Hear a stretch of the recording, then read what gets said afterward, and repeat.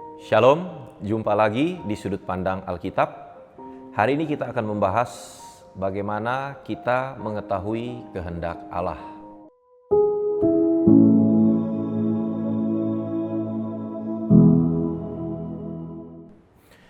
Tentunya jawaban yang paling cepat adalah kita harus bergaul dengan Allah.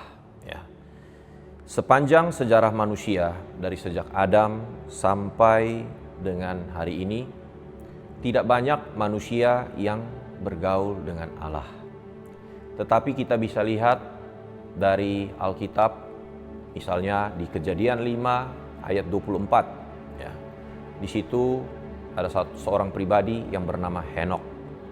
Dikatakan bahwa Henokh hidup berjalan dengan Allah. Kemudian ia tidak ada lagi sebab ia telah diangkat ke surga. Henokh hidup berjalan dengan Allah. Pribadi berikutnya adalah Abraham. Ya, kita lihat bagaimana pribadi ini luar biasa mengikuti apa yang menjadi kehendak Allah.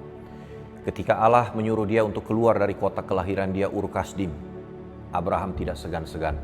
Dia meninggalkan keluarganya, kenyamanan hidup dia di kota yang begitu metropolitan, dia tinggalkan untuk mengikuti Allah.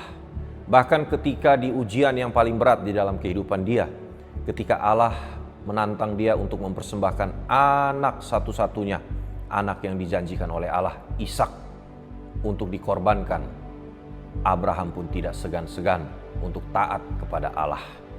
Abraham benar-benar setia dalam melakukan kehendak Allah. Dia tahu persis siapa Allah yang dia ikuti.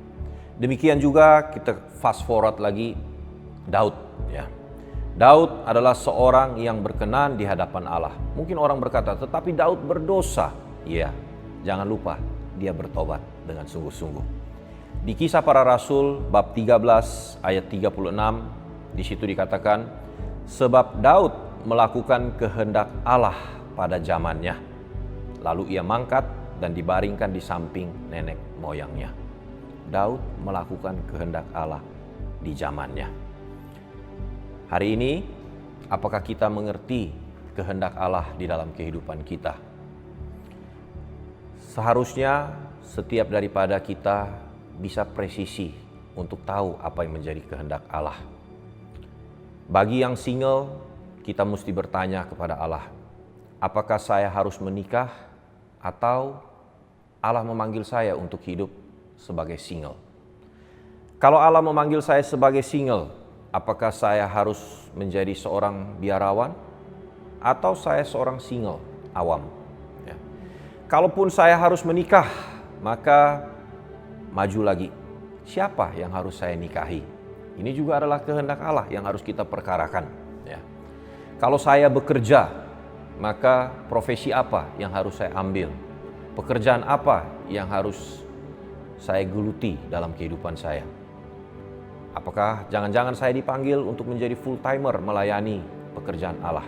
Nah, ini semua kita harus jelas dalam mengerti apa yang menjadi kehendak Allah. Kebanyakan daripada kita tidak tahu panggilan khusus ini. Ya. Setahu kita, panggilan khusus ini hanya berlaku untuk biarawan dan biarawati. Kalau kita umat biasa, ya udahlah, ini panggilan kita gitu ya. Nah, mari kita lihat kehendak Allah ini saya bagi menjadi 3 bagian. Hari ini kita akan membahas poin yang pertama, kehendak Allah yang saya sebut adalah pekerjaan Allah, the works of God. Apa itu the works of God? Kita lihat contohnya di Yohanes 9 ayat 1 dan 3. Waktu Yesus sedang lewat, ia melihat seorang yang buta sejak lahirnya. Murid-muridnya bertanya kepadanya, Rabi, siapakah yang berbuat dosa? Orang ini sendiri atau orang tuanya sehingga ia dilahirkan buta? Perhatikan jawab Yesus di ayat yang ketiga. Bukan dia dan bukan orang tuanya, tetapi karena pekerjaan-pekerjaan Allah harus dinyatakan di dalam dia. Pekerjaan-pekerjaan Allah harus dinyatakan di dalam dia. Ini contoh mengenai kehendak Allah yang disebut pekerjaan Allah, the works of God. Manusia mungkin bertanya, kenapa Tuhan nggak ciptain manusia di planet lain? Ini kita mempertanyakan pekerjaan Allah. Kenapa Yesus mesti mati? Matinya disalib lagi. Ini juga pekerjaan Allah yang sedang dipertanyakan. Atau ketika seorang manusia bertanya, kenapa saya dilahirkan dengan jenis kelamin ini? Itu pun juga adalah pekerjaan Allah. Hal-hal seperti ini tentunya bukan kita pertanyakan, tetapi kita harus belajar untuk menerima pekerjaan-pekerjaan Allah. Kita nggak bisa melakukan kehendak Tuhan kalau kita tidak mengerti apa yang menjadi kehendaknya. Ada yang namanya kehendak Allah yang berdaulat atau hak prerogatif daripada Allah. Ini kita hanya bisa mengerti dan menerimanya. Ya. Ketika Allah menciptakan alam semesta, Ia tidak perlu bekerja sama dengan siapapun. Dia menciptakan. Ketika Abraham dijanjikan untuk memiliki anak, istrinya tertawa, Sarah tertawa. Tetapi tetap kehendak Allah terjadi, yaitu Sarah melahirkan anak. Ketika Tuhan hendak membebaskan orang Israel dari penindasan di Mesir, walaupun Firaun berkeras hatinya terus-menerus, but at the end kita lihat orang Israel dibawa keluar dari Mesir. Ini adalah pekerjaan Allah. Mungkin juga orang bertanya gitu loh ya. Even ketika Yesus mati di kayu salib. Mari kita lihat ayatnya di Kisah 2 ayat 22 sampai 23. Hai orang-orang Israel, dengarlah perkataan ini. Yang aku maksudkan ialah Yesus dari Nazaret. Seorang yang, garis bawahi, telah ditentukan oleh Allah. Telah ditentukan oleh Allah. Dan yang dinyatakan kepadamu dengan kekuatan-kekuatan dan mujizat-mujizat dan tanda-tanda yang dilakukan oleh Allah dengan perantaraan Dia di tengah-tengah kamu. Seperti yang kamu tahu. Dia, Yesus, yang diserahkan oleh Allah Bapa menurut maksud dan rencananya. Rencana Allah Bapa. Telah kamu salibkan dan kamu bunuh oleh tangan bangsa-bangsa durhaka. Yesus naik ke salib itu adalah kehendak daripada Allah Bapa.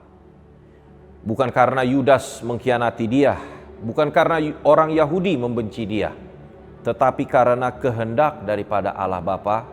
Ini adalah rencana daripada Allah Bapa untuk menyelamatkan manusia yang sudah jatuh di dalam dosa. Mari kita trace back dari Kejadian 3 ayat 15. Sejak kejatuhan manusia di dalam dosa, maka Allah berfirman, Aku akan mengadakan permusuhan antara engkau, iblis, dan perempuan ini, Hawa. Antara keturunanmu dan keturunannya. Keturunannya akan meremukkan kepalamu. Keturunan perempuan akan meremukkan kepala. Ini nubuat tentang Yesus nanti. Dan engkau akan meremukkan tumitnya, iblis, ketika disalib. Ini tumitnya diremukkan. Kemudian di ayat 21, ketika manusia jatuh, Allah berikan janji ini, dan kemudian Allah membunuh binatang untuk memberi pakaian kepada manusia, menutupi ketelanjangan. Ini juga satu gambaran bahwa akan ada penumpahan darah untuk menutupi dosa manusia. Ini juga kita lihat di Imamat 17 ayat yang ke-11. Karena nyawa makhluk ada di dalam darahnya. Dan aku telah memberikan darah itu kepadamu di atas mezbah untuk mengadakan pendamaian bagi nyawamu. Karena darah mengadakan pendamaian dengan perantaraan nyawa. Hal ini juga diulangi lagi di kitab Ibrani 10 ayat yang keempat. Sebab tidak mungkin darah lembu jantan atau darah domba jantan menghapuskan dosa. Makanya Yesus yang harus menjadi korban penebusan bagi dosa manusia. dosa itu dilakukan oleh manusia, maka yang membayar dosa itu juga haruslah manusia. Binatang tidak bisa menebus dosa manusia. Nah, ini contoh daripada gambaran mengenai pekerjaan Allah. Kita harus bisa mengerti, menerima apa yang menjadi pekerjaan Allah ini. Ini adalah kehendak Allah yang pertama.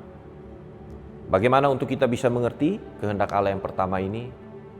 Kita harus belajar kebenaran firman Tuhan. Di episode selanjutnya, kita akan membahas kehendak Allah yang lebih spesifik lagi, yang kedua dan yang ketiga. Sampai ketemu di episode berikutnya. Tuhan memberkati.